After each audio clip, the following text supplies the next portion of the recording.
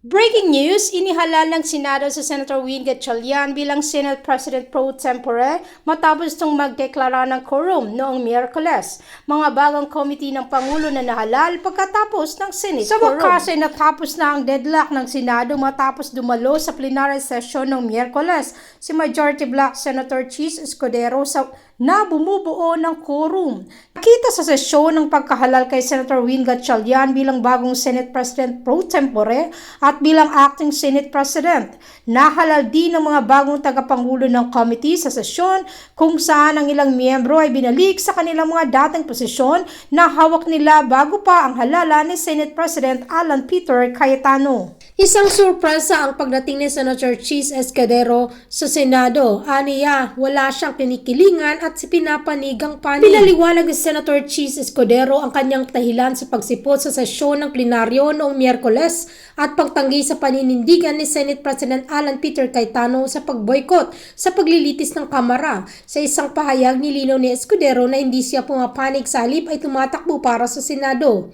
Aniya, ang aking katapatan ay hindi sa anumang paksyon, personalidad, grupo o alyansa. Ito ay hindi tungkol sa katapatan, pagkakanulo o pagpili ng isang grupo kaysa sa iba. Ito ay tungkol sa tungkulin. Binigyang diin pa niya na ang kanyang surprise show ay hindi tungkol sa pamumulitika o pagsali at pag-alis sa isang particular na grupo. Samantala, kinikilala at nire-respeto ng Malacanang ang pamumuno ni Senate President pro tempore Win Gatchalian ayon kay Palace Press Officer Claire Castro. Ang nangyari sa Senado ngayong hapon ay naayon sa batas at rule of law, ani Castro ngayong Miyerkules, June 3. Inihalal si Gatchalian bilang Senate President pro tempore kasunod ng sunod-sunod na hindi pagdalo ng Senate Majority Black sa Senado na nagsimula nitong Lunes, June 1. Samantala, nananatili pa din umanong lehitimong Senate President si Senator Alan Peter Cayetano, subalit hindi pa din ito pumapasok sa Senado at naka-live lamang sa Facebook. Nananawagan din si Senator Alan Peter Cayetano ng prayer rally bukas sa kanyang mga taga-suporta. Kayo po bilang isang Pilipino, ano po ang inyong magiging opinyon sa mga balitang ito? Malaya po kayong makakapag-komento sa ibaba. Maraming salamat po sa panonood. So we have to act.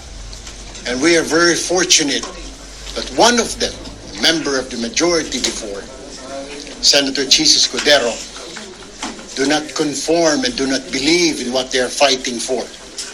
Hindi po siya naniniwala because he believes na yung kanilang pinaglalaban ay mali po. Na yung kanilang pagbo-boycott ay para ipagtanggol lamang ang ilang sa mga kasamaan nila. So, the guy suddenly made a decision today to join para magkaroon po kami ng quorum. And you may ask, bakit hindi? Is there a quorum? Yes, there is. We're just considered 22 now. So divide it by 2, that's 12 plus, 11 plus 1 is 12. So we have a quorum. Senator, Mr. President, I move to elect the following senators as chairpersons of the following committees. Senator J.V. Ejercito, Chairman of the Committee of Finance. Senator Tito Soto, Chairman of the Committee on National Defense. Chairman Panfilo Ping Lacson, Chairman of the Committee on Public Order and Committee on Accounts. Chairman Erwin Tulfo, the Committee on Accountability of Public Officers and Investigations and Social Welfare and Rural Development. Chairman Senator Rafi Tulfo to the Committee on Public Services. Chairman Bam Aquino to the Committee on Basic Education. Senator Kiko Pangilinan, Chairman of the Committee on Agriculture. Senator Risa Ontiveros, Chairman of the Committee on Health.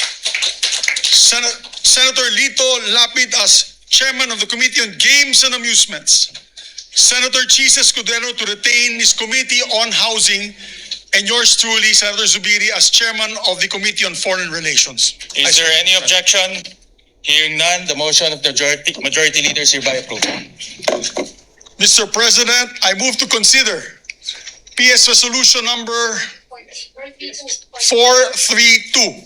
This is the resolution amending Rule 2 of the Rules of Procedure on Impeachment Trials to provide for the election of a presiding officer in all cases not involving the President of the Philippines. I so move, Mr. President. Is there any objection? Hearing none, the motion is approved. Cayetano Pia, De La Rosa, Ejercito, Escudero, Estrada, Gatchalian. President Pro Tem. Mr. Presiding Officer, I move that we proceed with the election of the Senate President Pro Tem. Is there any objection? Hearing none, motion is carried.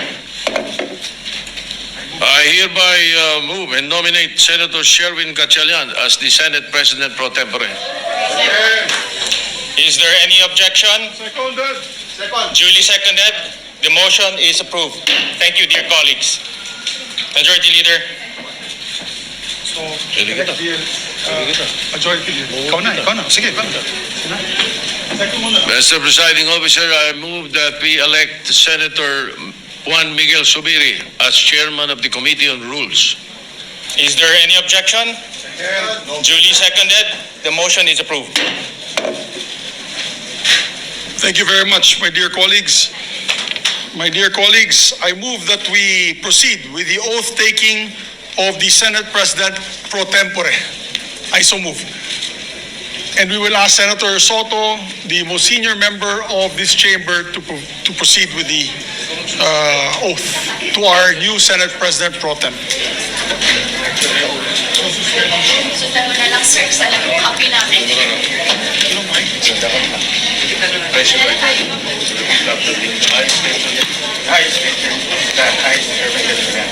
Having been elected to this position of Senate President Pro Tempore,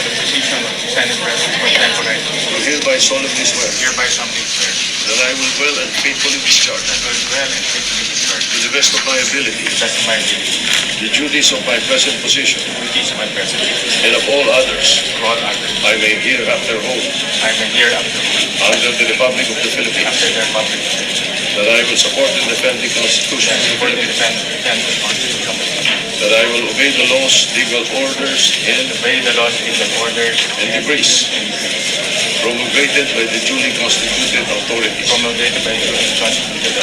and maintain true faith and allegiance to the Republic of the Philippines, and that I impose this obligation upon myself all the time without mental reservation or purpose of evasion. So help me God. Thank you, sir. Thank you. At para updated po kayo sa ating page at sa mga trending at fresh na mga news na nangyayari po sa ating bansa, maaari po ay i-follow nyo ang page na ito. Paki-like na din ang ating video at i-share kung inyong nagustuhan. Maaari din po kayong mag-subscribe para mas updated pa. Maraming salamat po!